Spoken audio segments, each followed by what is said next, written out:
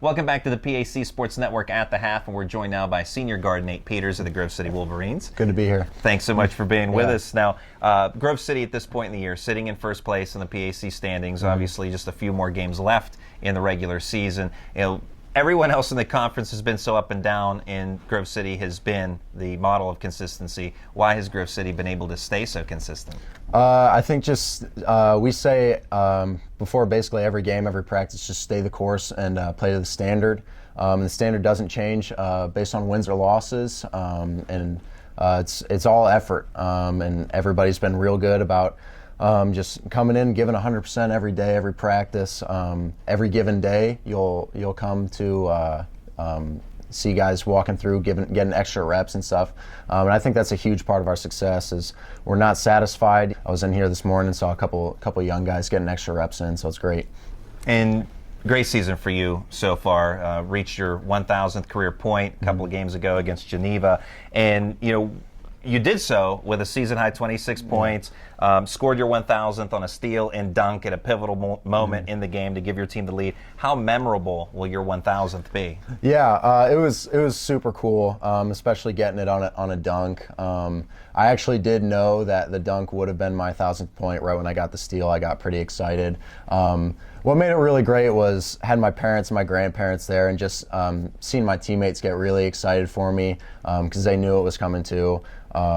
And then in the locker room after, having everybody just congratulate me, that was what really made it special for me. And fellow senior James Wells also scoring his 1,000th point a couple of games ago, and he did so on the PAC Sports Network. We like it when moments like that happen on the network. But how neat is it for you two seniors to share in that 1,000th point milestone? Yeah, it was cool to share that moment with him. I remember joking around with him against Bethany when he was close.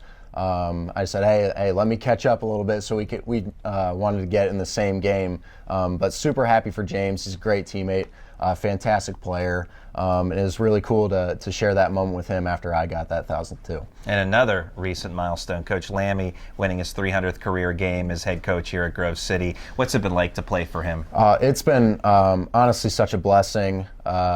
After my visit at Grove City, I knew that there was something different about Coach Lammy. Definitely cares about his players beyond the basketball court. And I know you probably hear that about a lot of college coaches, but countless times just going into office and shooting the breeze, talking hoops. Couldn't be happier for Coach Lammy to get that 300th win and to help him earn that. It's just been a great experience playing here at Grove City. Now, before coming to Grove City, you were a standout player at Cuyahoga Valley Christian Academy, where you played for your dad, Jay. What was it like to play on some really good teams in high school, and also for your father? Yeah, it was again a great experience. I look back at my high school playing days, and it's honestly one of the greatest experiences of my life. Not only to play for my dad, but I had two older brothers and an older cousin on my team until obviously my senior year.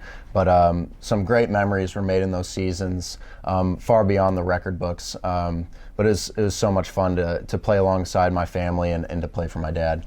And your dad played collegiately at Kent State and also spent some time here at Grove City as well, and was a college teammate of Steve Lammy. And they go back a long ways, which you can speak to. But how much of an influence has your dad been on your career, but also on your life? Yeah, he's had obviously a huge impact on my career, but even more so just in life in general.